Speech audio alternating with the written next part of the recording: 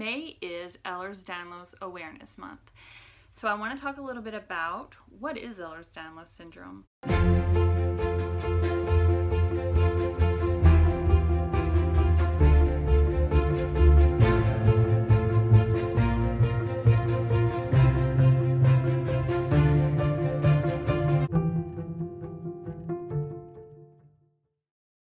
Hey there, I'm Kristen and I have Ehlers Danlos syndrome. I'm a licensed professional counselor, but I'm not your licensed professional counselor. Ehlers Danlos syndrome is painful all the time. I don't know if you would say mascot or the image that kind of represents Ehlers Danlos syndrome is a zebra, because medical students are told when you hear hoofbeats, look for horses, not zebras. Most of the time, it'll be a horse, not a zebra. But in our case, it's a zebra, which means it's rare. Not everyone has it, but more than likely there are many people who have it that have not been diagnosed due to the lack of research, understanding, education, belief system in EDS. It's probably more common than what we know. I'm not going to go into all the specifics as far as the types, the breakdown, the science part of it, because there are a lot of videos, especially this month. There will be so many going over this. I just thought we could have just a tiny little conversation about what it is. That way, when we're discussing things this May, you will have a point of reference if you do not have EDS, if you think you have EDS, if you're a carer for someone with EDS, if you're a medical care person. I hope you're out there watching, or just somebody who stumbled upon this video and is like, what in the world? I thought EDS was something totally different. The most basic definition for Ehlers-Danlos syndrome is a group of inherited disorders that mostly affect the skin, joints, and blood vessels. That definition, I pulled it from Mayo Clinic. Those of us with EDS know that this most simplistic definition does not cover EDS at all, which I think you can see now why there are so many misconceptions and why so much medical gaslighting happens to people with EDS and company, such as POTS, MCAS, gastroparesis, reactive hypoglycemia, also asthma, also fill in the blank, neurological things, and so when I say and company, that's everything else that comes with EDS. Dysautonomias are in there, even though I said POTS, it's a type of dysautonomia, but there are others. Mayo Clinic also says Ehlers-Danlos syndrome affects the connective tissues, and they say primarily the skins, joint, and blood vessels. However, like I said, we know it's so much more. It's basically anything that has the type of cell, so the collagen or collagen-like cell. There's a lot of science out there you can look. It's not just collagen, though for a long time it was said to be collagen.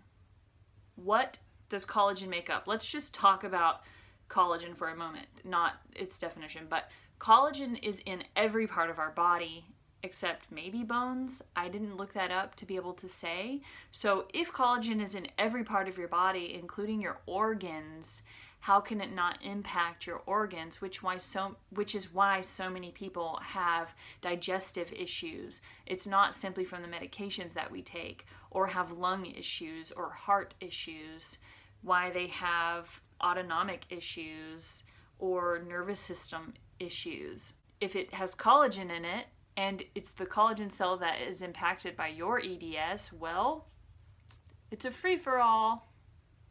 I will tell you what Ehlers-Danlos is. This isn't to say that this is all that I experience, because some of these things in the list that I'm going to talk about I don't necessarily have, but I do know people with EDS who have them due to having EDS, but a lot of the list are from my personal experience. So even though we have the definition from Mayo, the reality of EDS is frequent dislocations and subluxations, easy bruising, gastrointestinal issues, chronic pain, prolapse, hypermobility, TMJ, fatigue, sprains, Chiari malformation, organ ruptures, POTS, preterm labor, mitral valve prolapse, slow healing, atrophic scarring, and this is absolutely not a comprehensive list. So I didn't mention migraines, they're there. Your joints hurt all the time because of how unstable they are. You have micro tears from subluxations or from hyperflexibility. Minor subluxations, so I have what my ortho likes to call sloppy shoulders, which means they really slide in and out a lot.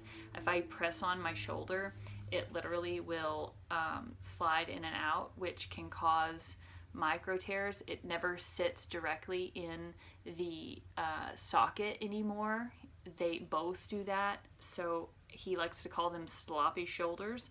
At some point I'll have to have surgery on them, but I'm trying to stave that off as long as possible because it will limit my range of motion, and I'm not about that yet. You have mild demyelination. Your muscles are basically working. I don't even know if it's 5 times as hard, 1.5 times as hard, a lot harder than your regular Joe or Sally or Timmy or whoever. Their muscles are working this hard. Our muscles are working much harder to make up for the unstable joints. Most of us live with daily pain, so our baseline is much higher, and that pain scale doctors asks you on a 0 to 10 pain scale, where are you? It's hard to say because most people with EDS live with pain somewhere between 5 and 10 and rarely get below a 5. And if we can rate it below a 5, it's probably because we've learned to ignore it, push it away, or some kind of cognitive behavioral therapy approach to addressing pain on a daily basis. If we lived and responded to life with the level of pain that we have, how would we be able to manage anything? How would we be able to go to work, go to school, care for our families, whatever it is that we need to do? It wouldn't happen. So you sort of come up with your own approach to things to deal with it. It's not easy. So there we have a little bit of a view of Ehlers Danlos syndrome and some misconceptions. So it's not a huge overview, but it's just a little conversation starter to get our month going. Yay! May is Ehlers Danlos Awareness Month. I would really enjoy hearing about how you plan to advocate this month for EDS and the EDS community. How do you show your stripes? How do you share your story? What have you got going on? Do you participate in the Instagram stuff, or is there Snapchat stuff, Facebook stuff, social media representation, whatever that is? This is my favorite EDS t-shirt. It is really soft, which of course I like, but she is so fierce and awesome, and it says Ehlers Danlos Warrior, and I like to actually wear this to the doctor's office sometimes, but it's a fun little shirt, and I'm always looking out for fun ones because some of them are cheesy, or they can be a little bit negative in the sense of like self-deprecating humor, and I try to avoid that because it doesn't help me feel better about myself or be more positive. But I'll be here all month long. Check out the videos to come. Let me know in the comments some things that maybe I missed, some rarities or things that occur pretty common with EDS that are not in the Mayo Clinic definition. You gotta love that very vague definition. It's kind of funny when I tell somebody I have EDS, they quickly Google it and then they're like, oh, it's a skin tissue joint thing. No. So I will see you here next time. Until then, do some self-care. That sounds good. Do some self-care. See you later.